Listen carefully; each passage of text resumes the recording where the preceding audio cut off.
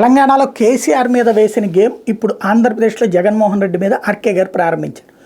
Mouth publicity పత్రికల్లో అయిపోయింది, talk వేరేగా వస్తుంది, ఇట్లాంటిది సైలెంట్గా టచ్ చేయటం, లేదా ఎవరో నాయకుడు చెప్పాడు అన్నట్టుగా ప్రతిపక్ష నాయకుడి పేరుతో, ఎందుకంటే అక్కడ భయం ఇంకా కేసీఆర్ అంటే, అందుకని ఎక్కువ కాకుండా జాగ్రత్తగా రేవంత్ ఎట్ట అన్నాడు అట్ట అన్నాడు. అదే ఆంధ్రాలో వచ్చేటప్పుడు సిగ్గుగా డైరెక్ట్గా వార్తలనే స్టేట్మెంట్ లాగా, ఒక రాజకీయ పార్టీ స్టేట్మెంట్ లాగా రాసేస్తారు. ఇప్పుడు తాజాగా ఒక మైండ్ గేమ్ ప్రారంభించారు. ఏంటంటే జనాల ఆలోచన మారిపోయింది. ఈ మధ్యన తెలుగుదేశం అందరికీ విపరీతంగా ఫోన్లు వస్తున్నాయి. స్థానికంగా ఉన్నటువంటి పోలీస్ అధికారులు ఫోన్ చేస్తున్నారు, ఐఏఎస్ అధికారులు ఫోన్ చేస్తున్నారు.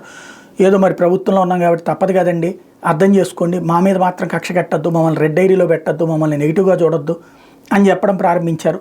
తద్వారా గాలి మారిపోయింది, తెలుగుదేశం పార్టీ అధికారంలోకి వస్తుందని వాళ్ళందరూ భయపడిపోతున్నారు.